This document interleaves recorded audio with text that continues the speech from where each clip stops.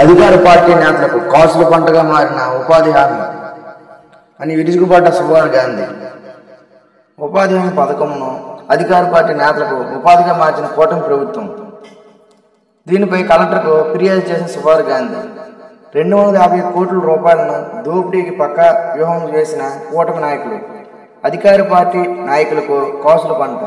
ఈరోజు తేదీ 5/5/2025 సోమవారం శ్రీకాకుళం జిల్లా పరిషత్ కార్యాలయంలో జరిగిన గ్రీవెన్స్లో పలు సమస్యలపై జిల్లా కలెక్టర్కు కలిసిన ఆమదాలవలస నియోజకవర్గం ఇండిపెండెంట్ ఎమ్మెల్యే అభ్యర్థి సుభాష్ గాంధీ.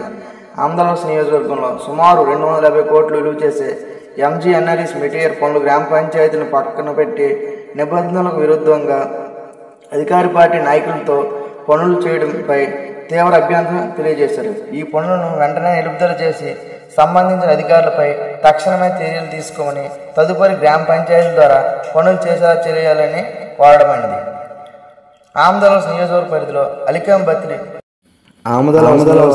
సరుబుజ్ మండలంలో అలికాం బత్తిలి రోడ్డు నుండి మతలబేట వెళ్ళే రోడ్డు నిర్మాణం త్వరగతిగా పూర్తి చేయాలని కలెక్టర్ గారు వినతిని అందించిన సుభాష్ గాంధీ.